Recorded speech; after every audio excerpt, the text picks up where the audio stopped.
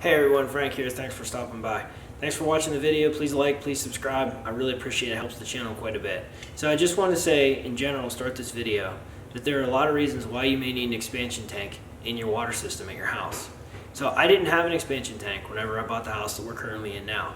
I started to notice water was spitting, or a little bit of excess burst of pressure, I should say, in the faucet whenever I'd go to turn it on after no one had ran water for hours. I also noticed that our pressure relief valve on our hot water tank was popping off periodically with pressure. Our toilets ran sometimes, and every so often we would have banging pipes in places. And a lot of times this can be indicative of the thermal cycles, or I should say the effects from the thermal cycles on your hot water tank. If you don't have an expansion tank and provide a place for that pressure to go, then the pressure will build up in the system somewhere and get blown off in other places, like the examples that I just gave. So one thing worth mentioning is, if you would like to put an expansion tank into your system, it's not complicated and it's not hard to do. There's a few things that you'll need, and I'll show you guys what I did and what worked for me. First off, you definitely want to buy a water pressure test gauge. I would recommend buying one of these even if you have a water pressure gauge hard piped into your system somewhere. And the reason for that is because these test gauges actually have a red indicator hand on them that allows you to see how high the pressure builds up to when no water has been ran in the system for a long period of time. Because when you first use one of these, and you may look at a water pressure gauge that's in your home, the pressure might not actually be as high as it gets to, in the sense that there hasn't been enough time for the thermal cycles to occur in the hot water tank, and no one move water, or use water I should say, so that it builds up beyond where it usually sits with the water pressure. So if your water pressure gets up to 80 or higher over a 24-hour period, or say overnight when no water has been ran, then that can be a sign that you need an expansion tank, because what I'm talking about here, this concept, is happening at your home. So I definitely recommend buying one of these, putting it on, don't run any water overnight, go back the next day and see where that red indicator hand is. See if the pressure is much higher than where it was when you initially turned this thing on. And if that's the case, I'd go take a look at your hot water tank. Alright guys, so here I am over at the hot water tank. Let me go ahead and show you a little bit up close what I did to put in the expansion tank. Alright everybody, so just a few quick things to point out. You got the cold water line that goes down to the hot water tank itself, and then you have the hot water line leaving the hot water tank to get distributed throughout the house.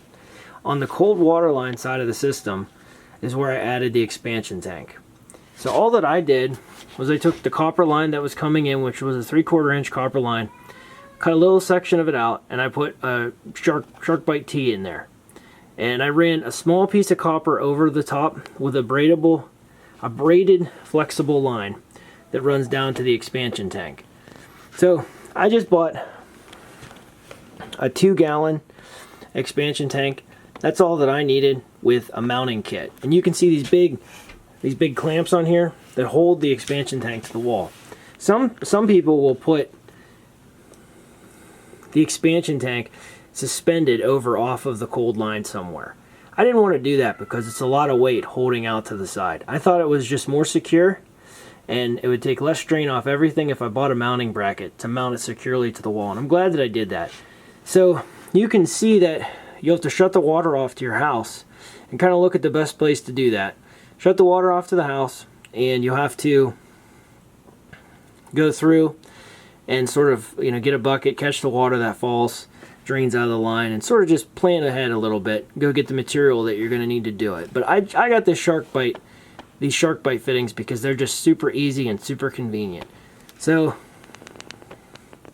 anyway, the point is, I mounted it on the cold water side. That's paramount. It has to be on the cold water side of the hot water tank at some point. A lot of people put them next to the hot water tank itself, just for a convenience thing, and that's what I did, just because I had the space in here to work and a spot to mount it. So use Teflon tape to make sure that your fittings are all watertight where they're threaded, and you have to make sure that you set the air pressure with like a bicycle pump or whatever have you in this expansion tank down the bottom of it. You need to set that to whatever the water pressure is in your home. So for example, my house is 70 psi. I ended up setting this to 70 psi. But in order to do that, I had to buy a gauge that was able to read higher, because most of us have a gauge that'll read our cars up to 40, 50 psi, but we don't have a gauge that goes higher than that. So it's definitely something worth mentioning you're going to want to get. But in a nutshell, that's it. That's all that I did to put the expansion tank in, and it fixed my problem, which again, my pressure relief valve right here was popping off periodically. And I wanted to prevent that. You can see down below in this bucket to catch it, it's totally dry. It hasn't been popping off ever since I put this expansion tank in. So that's it, everybody. That's my overview on why I need an expansion tank and briefly how I installed one. I'm not a plumber, just did a lot of research on this. It's not rocket science. There's always somebody out there that can do it better or have recommendations. But in a nutshell, that's what I did, and it fixed my problem. And I think everything's done well enough to be able to fix the problem and keep it that way.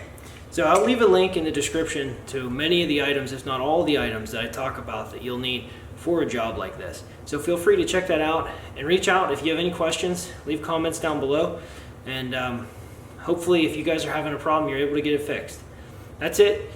Thanks for watching again. Please subscribe, please like this video, it helps a lot, and I will see you guys later.